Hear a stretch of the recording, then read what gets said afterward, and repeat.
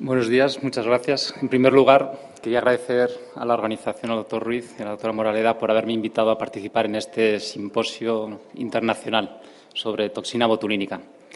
El tema de mi presentación, como ya han comentado, es el tratamiento de la hiperhidrosis con la toxina botulínica, una entidad o un trastorno realmente fascinante que, como iremos viendo a lo largo de la exposición, se extiende a otras muchas entidades o procesos, la mayoría de ellos dermatológicos, en los que la aplicación de esta toxina puede conseguir un efecto muy positivo.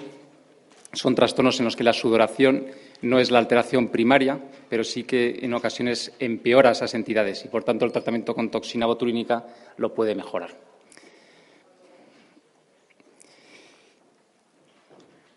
En la charla la he dividido en estas 5 partes, aunque me centraré sobre todo, obviamente, en el tratamiento con toxina botulínica. Hablaré un poquito de la fisiopatología de las glándulas ecrinas, que son las glándulas responsables de la sudoración, las causas generales de hiperhidrosis, aunque aquí hablaremos sobre todo de la hiperhidrosis focal idiopática, que es el trastorno más frecuente y más incapacitante. Expondré brevemente también el tratamiento general de la hiperhidrosis con otras medicaciones o procedimientos como la iontoforesis, tratamientos quirúrgicos, para centrarme finalmente en el tratamiento con toxina botulínica. Hablaré de la técnica, resultados que se obtienen en estos trastornos, los efectos secundarios, cómo se puede controlar mejor el dolor asociado a la inyección. Y finalmente mencionaré algunos estudios, la mayoría de ellos son casos aislados, en los que se ha visto que la toxina botulínica puede mejorar o curarlos. Las glándulas ecrinas son las glándulas responsables de la sudoración. Tiene una estructura bastante simple. Está compuesta por un ovillo secretor, un conducto ecrino y el acrosiringio, que es la salida. Si vemos un corte al microscopio electrónico de las estructuras del ovillo secretor, podemos ver que está formado por 3 tipos de células. Unas células grandes y claras, que son las células secretoras, y unas células que contienen numerosos gránulos basófilos, células oscuras, cuya función todavía no es conocida. Además, existen una serie de células que son las células mioepiteliales. Sin embargo, el conducto excretor, que aparece en la parte superior de la diapositiva, está formado por múltiples capas de células mioepiteliales. Siendo una estructura tan sencilla como lo que acabo de exponer, realmente todavía no se conoce la función de cada una de esas células ni cómo interviene la función de estas. Sí que se sabe que estas glándulas ecrinas, sobre todo, están inervadas por unas fibras colinérgicas.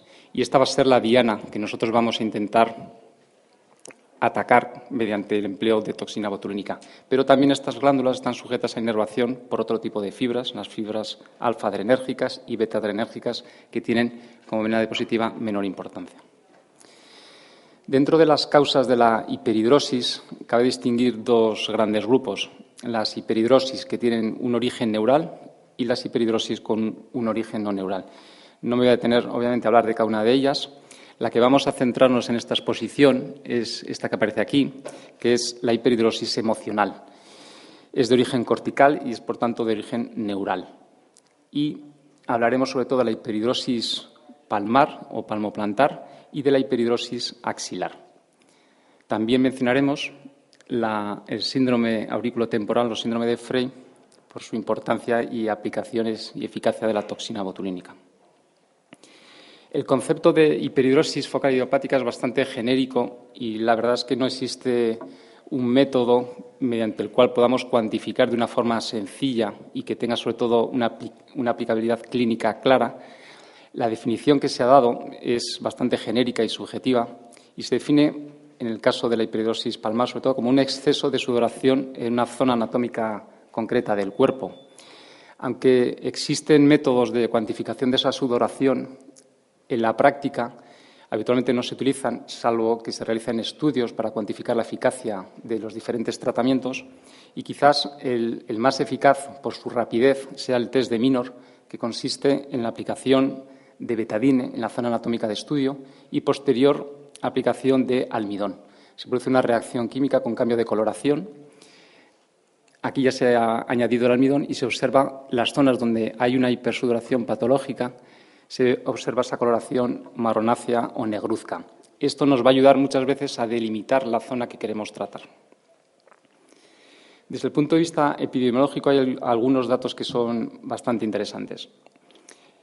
Como he dicho, las dos formas y nos vamos a centrar en la hiperhidrosis neural cortical, de tipo emocional o mental, las dos formas clínicas son la hiperhidrosis palmoplantar y la hiperhidrosis axilar, que muchas veces van de forma independiente, no se asocian.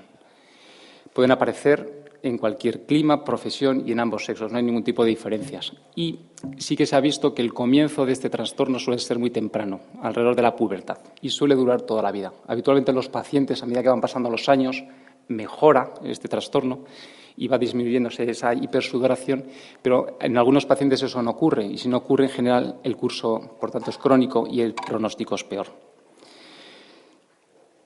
No se conoce exactamente por qué se producen estos ataques o episodios de hipersudoración. Sí que se sabe que son el resultado de un aumento en el número de los impulsos neurales que derivan de los núcleos del área premotora del córtex y que, transcurriendo a través del hipotálamo y por las vías simpáticas, afecta directamente a la diana, que son las glándulas endocrinas, que, como saben, son más numerosas en las palmas y en las plantas en la región axilar. La causa, por tanto, es desconocida, aunque sí que se sabe que hay muchos factores generales que pueden condicionar o que pueden actuar como precipitantes de estos episodios, como son la alteración del estado de ánimo, situaciones de mayor ansiedad, nerviosismo, inseguridad, cambios súbitos de temperatura y un largo etcétera. Algunas pacientes refieren que sí que puede tener alguna relación en algún momento del ciclo menstrual, y una característica relativamente constante en todos los pacientes es la ausencia de hiperhidrosis durante el descanso nocturno. Y recientemente se han determinado algunos factores genéticos implicados en la hiperhidrosis palmar. El pilar del tratamiento se basa en tres procedimientos diferentes que tienen sus indicaciones concretas. Por una parte estarían los tratamientos farmacológicos, que habría que dividirlos en fármacos sistémicos, tópicos e intralesionales, en donde entraría la toxina botulínica. La iontoforesis, que es otro procedimiento que se ha utilizado desde hace muchos años en dermatología, y el tratamiento quirúrgico, que debe limitarse a situaciones muy concretas. Brevemente, del tratamiento sistémico con fármacos, los más empleados son los fármacos anticolinérgicos. Estos fármacos, aunque algunos de ellos son específicos y actúan selectivamente en los receptores muscarínicos M3 que están presentes en las glándulas sudoríparas endocrinas, también están presentes en otros órganos y sistemas y, por tanto, los efectos a la hora de producir una anhidrosis o hipohidrosis, cuando se administran, también tienen efectos sistémicos en estos órganos que aparecen aquí, con afectación del sistema del aparato gastrointestinal, con la aparición de estreñimiento, también broncodilatación, afectación de glándulas salivares, con aparición de serostomía, etcétera. Por tanto, son fármacos que en general son poco específicos, tienen muchos efectos secundarios sistémicos y son poco empleados en la actualidad. El tratamiento tópico, sin embargo, se emplea mucho, sobre todo para las formas de hiperhidrosis leve focal, y el más empleado, por las ventajas que tiene, como el bajo precio, es el cloruro de aluminio al 20%. También se han utilizado clásicamente, y son tratamientos antiguos, diferentes soluciones astringentes, como el glutaraldehído, pero tienen el problema que producen una pigmentación, que en el caso de las palmas sería un tratamiento muy poco práctico. En los pies quizás se utilice un poco más.